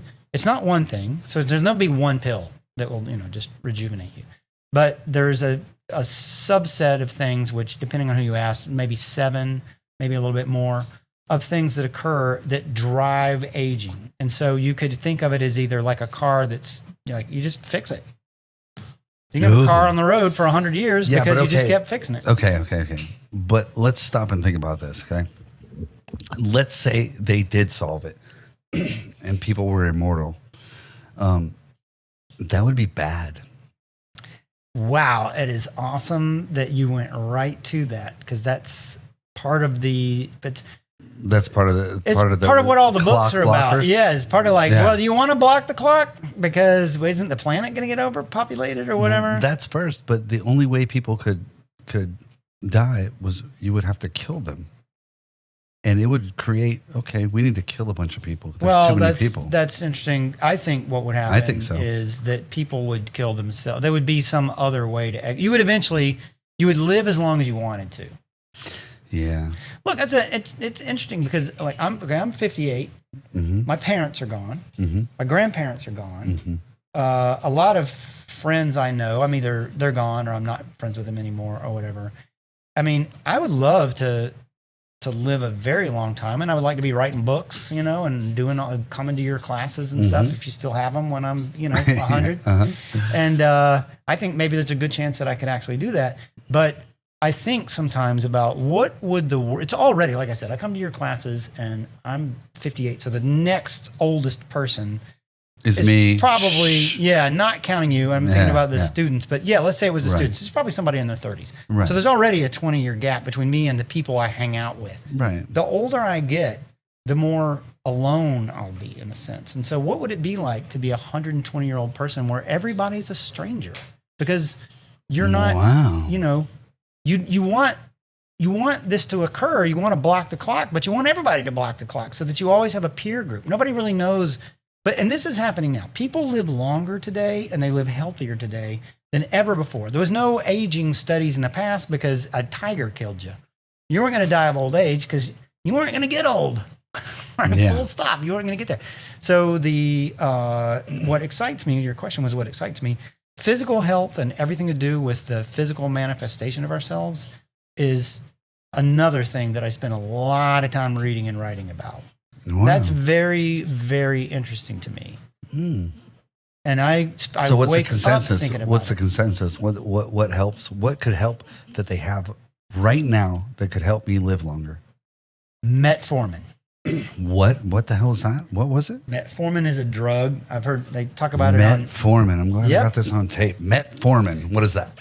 Metformin is a drug that is it's by prescription, but you can get it online. I got it from, I think it's called Ageless RX. Okay. And it is a drug that was originally developed for type 2 diabetics because it sensitizes your cells to your existing insulin. So one of the things that drives aging is the constant spiking of your insulin. That's why our diets, horrifyingly bad, are killing us. Uh-huh. So this constant, you eat, a cupcake, and then Insulin spike. because you got to For get all sure. that glucose out of your cells, right? And then it pulls it in. And so what happens to people over time, and part of what drives their aging, is that their cells become insulin resistant. Pretty soon they've got insulin, it's just not enough because there's so much glucose they've spiked this business so many times that their pancreas releases the insulin grabs the glucose and tries to escort it into the cells, but the cells are resistant. They're like, no, fuck you, you've done this to me enough. And so metformin was developed for type 2 diabetics because it sensitized your existing cells to the insulin you get. So this this levels out that insulin, spike. It stops going like that. Well, it's been studied and shown that it has a very strong anti-aging effect. Exactly why is not 100% known, but it's been observed around the world by many, many people. So people that take metformin, now you're going to send me into a rabbit hole of looking at this stuff, dude. go look. You will not have trouble. That rabbit hole is full of information. I'm going to go into a rabbit hole. How is it ingested? It's a pill. It's a pill? I take it every day. I'm looking. After this show, I'm looking. Okay. You can get it. That's just one thing. Like this is a great time to be alive. And look at you. You're what, 46 or 47? How old are you? All right. It's a secret. I'm not saying it live on the air. You put it on your website one time, a long time maybe. ago. I may be a bit older than that. But okay. anyways, Well, anyway, let's I'll just tell say, you after. Well, it doesn't matter. Let's just Yeah. call you, say, in your late 40s. Okay. You are manifestly healthier than your dad was at that age. Oh, I'm yeah. pretty sure. Yeah. I'm way healthier than my dad was. Yeah, for sure. And so we're iterating up in the health spectrum Most through the people. things that are doing. Yeah, well, yeah, you are, and I am, because if you want, it's what I always say to people like, well, how do you do this? I was like, well, if you want what I want, you got to do what I do. You got to work. And that's where they stop right there. Yeah, because You gotta eat like have you I ever eat, seen you a know. picture of the beach nowadays in America with a bunch of fat people? And have you ever seen a picture of the beach in the 70s Yeah. where nobody's fat? Yeah, I was alive in the 70s, and I was at the beach in Pensacola in the 70s. And yeah, it was much different then. So, but that I find interesting, and that's part of how I came to meet you, because when I was in my 50s before I ever started doing anything like this. And I was like, man, this is taking me places that I couldn't do or wouldn't do on my own, because I did a lot of yoga and I did a lot of weightlifting and I ran a lot. I did 5Ks and 10Ks. Nothing drove me to a greater level than fighting. I mean, from the first sort of thing I did was a jiu-jitsu roll. Mm-hmm. And it was at Revolution, and it was that guy named Martin. And I was like, he choked me in about like 5 seconds. And then I did it again. He choked me in like 4 seconds. And finally I was like, how do I stop you from doing that? And he goes, stop sticking your head out like that. Mm-hmm. So it was just one thing after another, just iterating through. And that is like, And it's helped me so much. It's a learning experience. It's like doing anything. It's like I play bass. It's like playing bass. Mm-hmm. The first time you play it, you're not going to be good at it, but you keep playing and you get better. Yeah. And on top of that, I think that's what makes people stick to it, is you keep learning and you keep getting better. But on top of that, it's good for your health too. On top of that, it's very good for your mental health. For mental health too. And look, some of my best friends in the world are people that we used to punch each other in the face. Mm-hmm. I think it bonds people big time, like you were saying earlier with the men's clubs. You know what I mean? Yeah. And we punch women too, not hard, but you know what I mean. But it bonds people. It does. I think there might be something chemical with that, because I've noticed that when you come in for sparring, same thing in jiu-jitsu, it's real quiet when everybody's putting on their hand wraps. You think so? Yeah. Oh, it's shit. Yeah, because people are looking around like, yeah, I do social experiments and I never noticed that. Son of a. okay, but look, when at the after sparring, Okay. you'll Everybody's fist bump talking. 3 times with the same person. Like, Yeah. yeah, see you later, dude. Yeah. Do you ever think that like That was a good serotonin leg release? kick you threw there. Yeah, fucking, I'm gonna be sore all weekend, dude. Yeah. There is I think Yeah. it's chemical almost. I think in so the too. sparring comes some sort of chemical release in the way that like Hemingway was talking about, in warfare Mm-hmm. and in adversity, people make friends. It's part of why I think older men have a hard time making friends. I don't make friends like I did in college or from my childhood or whatever, because we were linked, we were doing things, we were pursuing the same girls. That would be part of it. But we were getting drunk and we were going out and we were having those experiences. We were bonding through these common experiences. Right. And then when you get older and you have a job and you're one day Yeah, is pretty but much just like the other one, and you I don't. You just agree want to get with you. home and watch your TV. I agree with you there, except for I don't watch TV, but I agree with you there.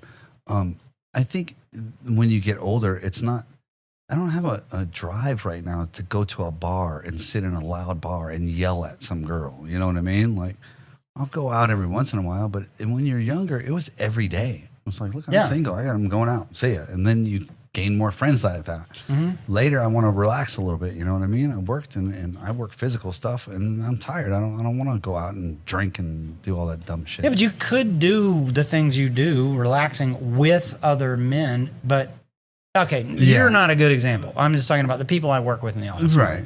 They are generally going to hit a pattern at some point, some earlier, some later, but they're going to hit a pattern, and they're going to become more and more isolated And sedentary. sedentary relative to who or whatever they were doing when they were 19. And then that is going to glide slope. That is an aggressively bad path to get on. Again, which is why if I was organizing schools, well, first of all, the boys would go one way in the morning and the girls would go the other, and the boys would fight. You're never gonna. They'll never They're let never you. going to let me in. Well, man, look, I love watching But the I girl agree with fighters that too. too. Maybe the girls would fight too, but the boys would fight not to get injured and not to have an alpha male necessarily. Right. It'd be good. You'll know who the alpha male is. You won't have to point that out. For sure. But there would at least be, and you would do this through your life. I mean, the other thing I love about fighting is because nobody that's playing high school football right now is going to be playing football in 20 more years. No, not Even in if 20. they go pro. No. Most of them are not. So it's a physical activity that they're going to stop. Most team sports, you're going to stop. Yeah. Whereas you can do this for the rest of your life, and you will get that feeling, that without feeling getting of fist bump. I know bashed all on. those guys. I know Right. Eli. I know Yeah, Ron. of I know. course. I learned new ones. I'm so glad that Ramel's back because I Yeah, like that for kid. sure. You know what I Me mean? too. So these are Yeah. part of my. In fact, when Ramel came in the other day, Mm-hmm. I was like, I hugged him and I said, "Hey, man, I'm glad you're back." And he goes, "I had to come back to my people." Yeah. Absolutely. Men are not doing that. I'm telling you though, dude. There's someone who wrote something. If you want to go someplace where a black guy, a white guy, a cop, a criminal, whatever, all get together and they're all friends, go to the gym. Mm-hmm. You know what I mean? Because we all get in here and we're all friends. It doesn't matter what race, what religion, what you do for a living. We're punching each other and we're all friends. Yeah. Yeah, that's the truth, 100% Yeah. truth, and it's good for you. There you go. Good for your cardio. Like, I don't know what my cardio goes. I want to put on I don't wear the Fitbit or anything when I fight because it'll hurt somebody or damage it. But I would love to see what that number is. I bet it's 200. They have one that you can put around your chest that people wear. Oh, I used to really? wear that, and it would do your 200s faster than you think.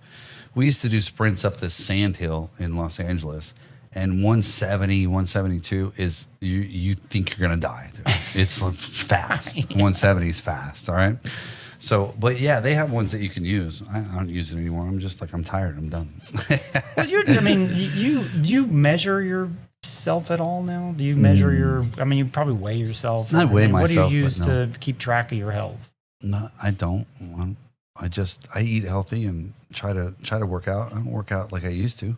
Mm-hmm. I don't work out Like at the barely gym any. with weights? No, in here and work out with people, but I don't do as much as I can, as much as I should, because I'm teaching. You know, Right. it's hard to work out. It's hard to concentrate on yourself when you're helping other people with that same activity, you know?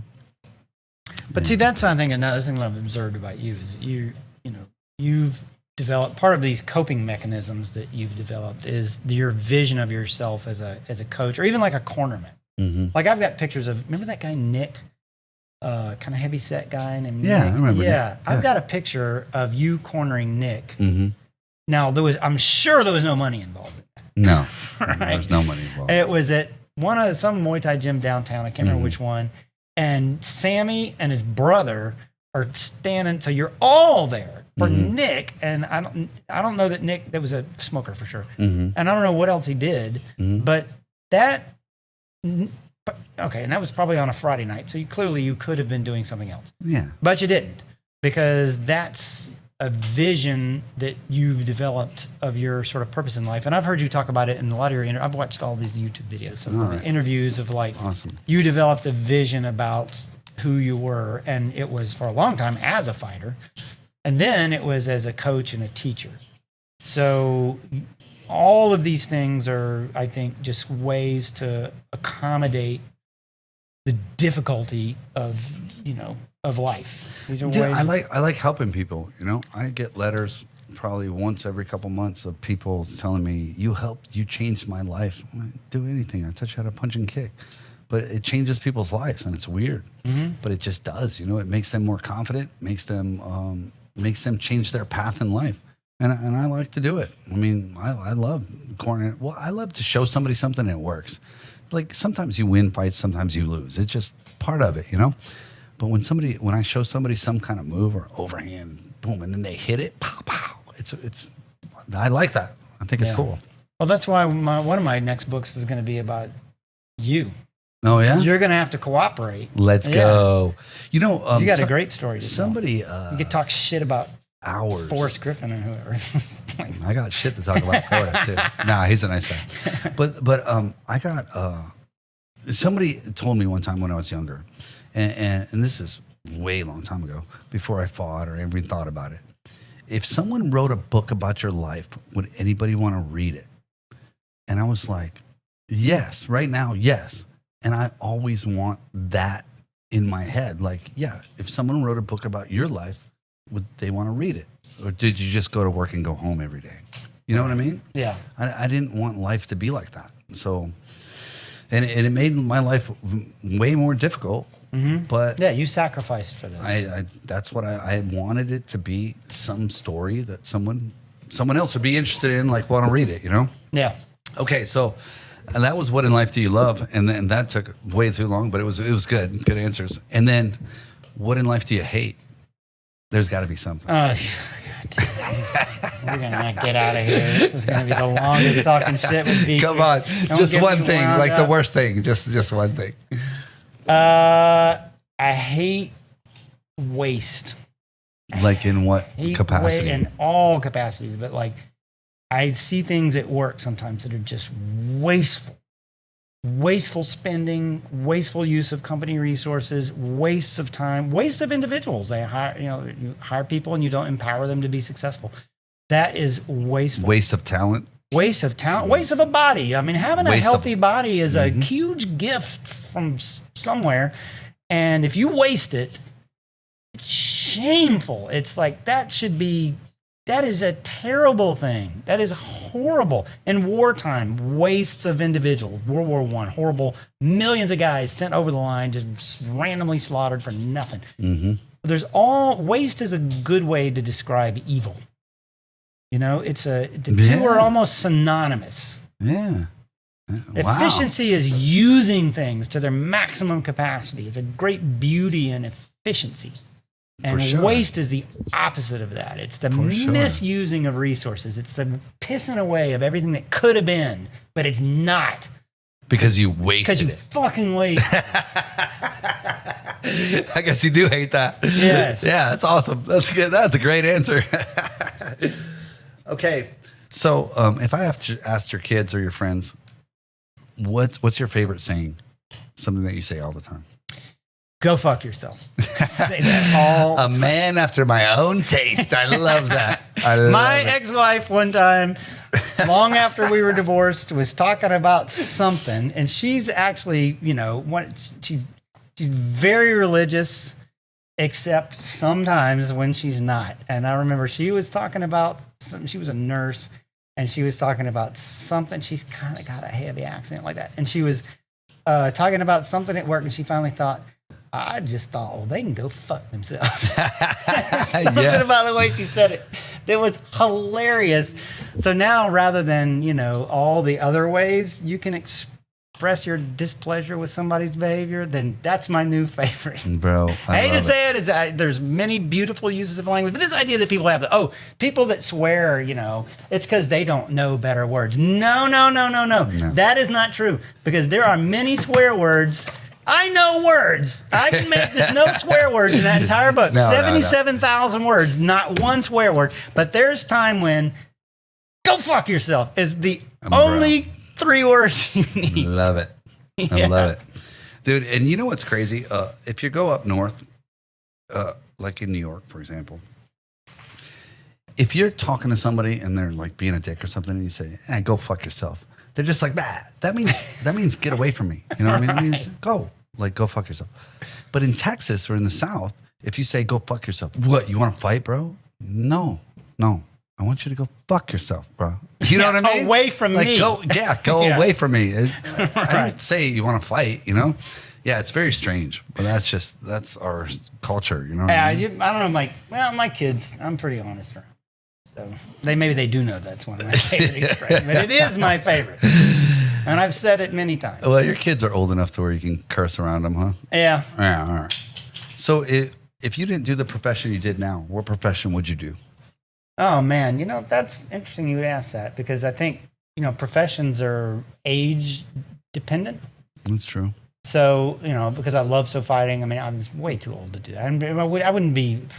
I'm not that good. I'm not that physically talented. I don't think that just is in me anyway. But I think I would probably do something much more related to physical health. Like I might be a doctor or something. The medical professions, they really can go fuck themselves. Yeah. But that is the physical body. Like I'm a theory that the physical body is the human body is possibly the reason we've been to the moon.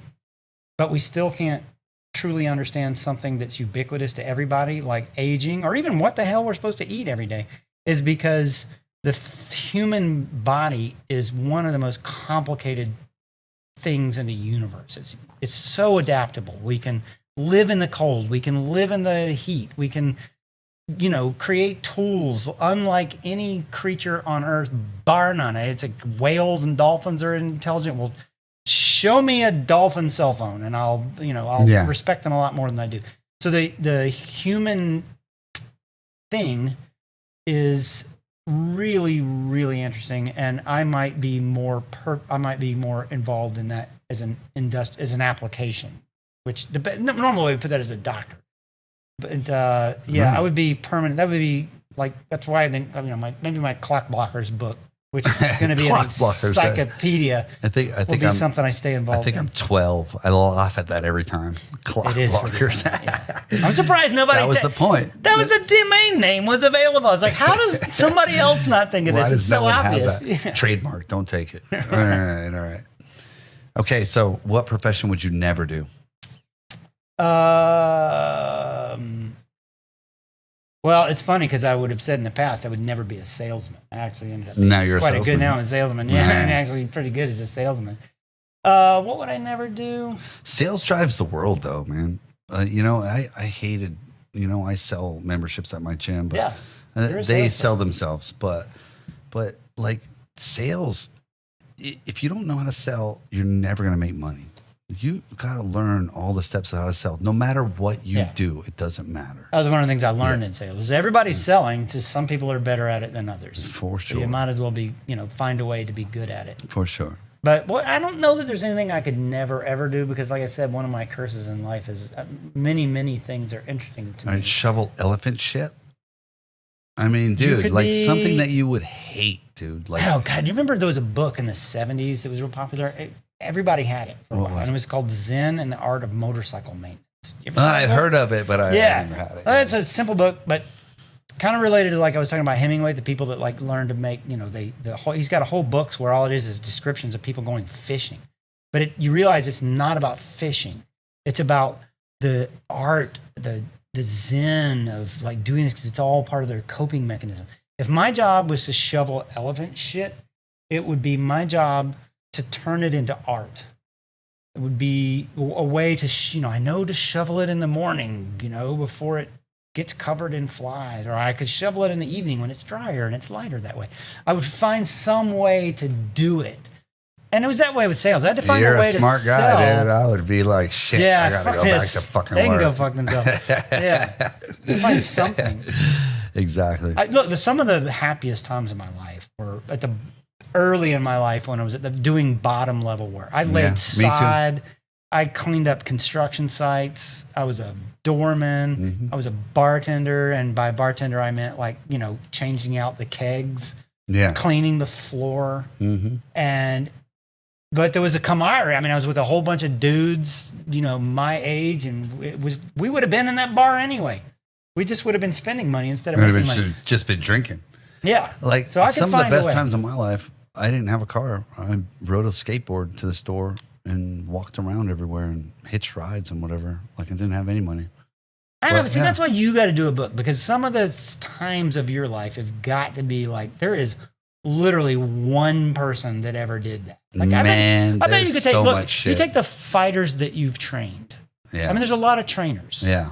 But there's nobody else that said, yes, I also trained Matt Brown, and I also Yeah. trained for, and I also, I've seen it's on your website, all the lists you've trained. There's nobody else who has that particular mix. And there's or they're not more. even close. And there's a bunch of shit that I've forgotten too that just come up in conversation. Oh, remember this one time in Brazil? And I remember something crazy, Mm-hmm. Yeah.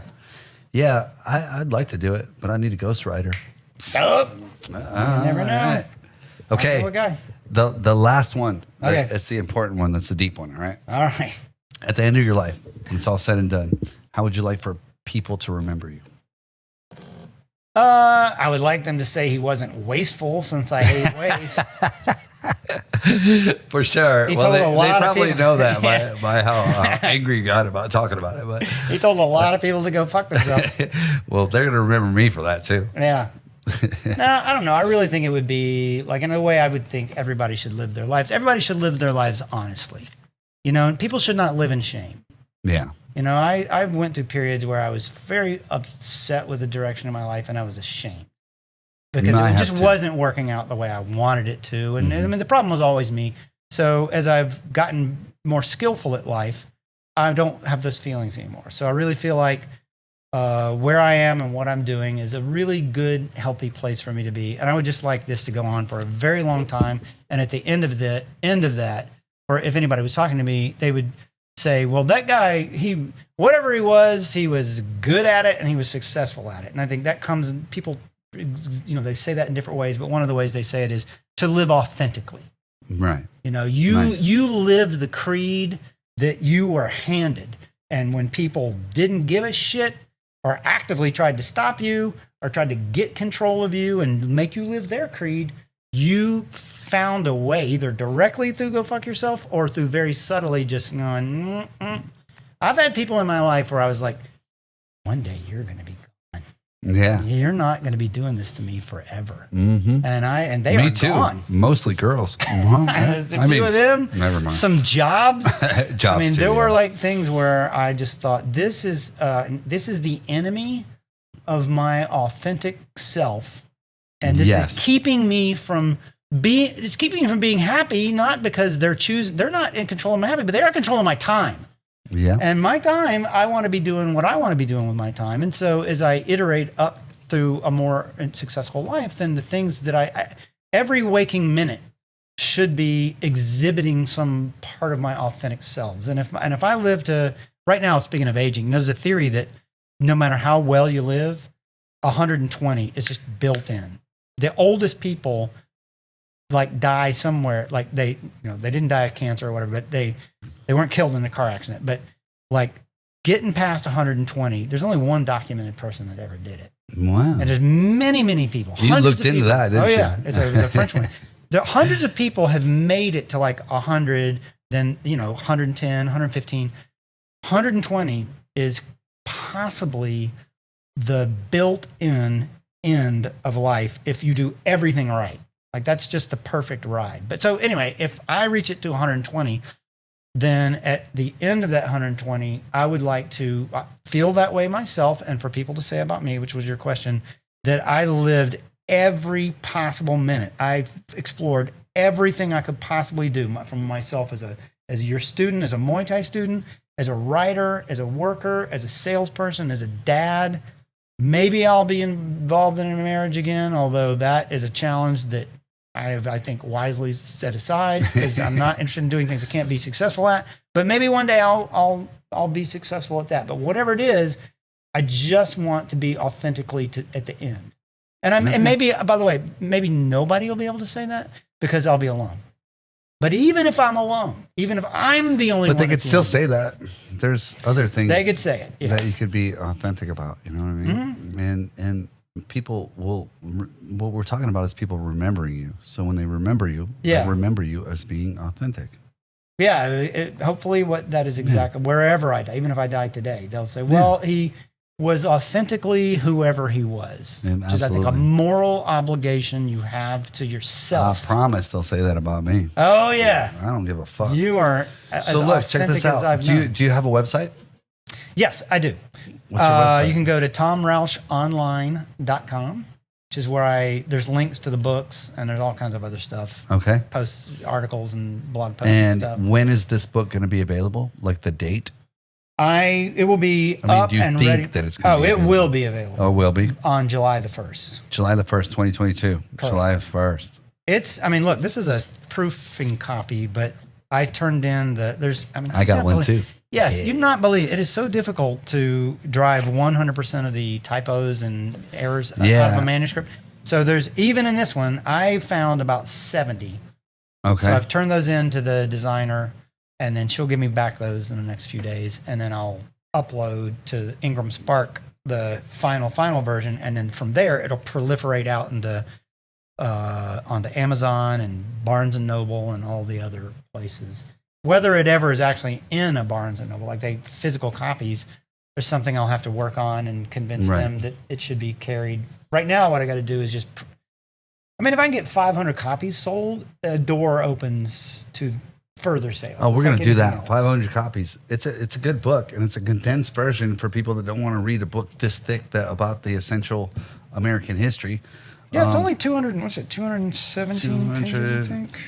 It's on 216 bibliography is on 216. Yeah. So it's super easy to read, 77,000 words. And it's good, and it's accurate. It's historically accurate, as confirmed by one of my friends who is a college professor of history. So it's historically accurate as well. Hey, man. Thanks for coming on. Yeah, I appreciate thanks for doing it. I appreciate everything you do. So you have the website, and where can I get this book? It's going to be everywhere. What about your other book? Loners is everywhere now too, but it's the easiest way to do it because you can buy the print and the digital version off of Amazon. So if you just put Loners by Tom Roush, you'll come right to it. Can't miss it. Yeah. Picture of me right there on the page, so it's easy to tell. Yeah, awesome. All right, Tom, thanks for coming. All right, it's my pleasure. Cool. Good job. How long are we talking? Look at my ear. That was good too. Man, I'm telling you right now though, we did 2 hours, right? Oh, wow. We did 2 hours. But really and truly, I could have talked to you for 4 about this, and I didn't even read the whole thing. Bro, you got Elvis in your book? Hell yeah, I love Elvis. This is a historical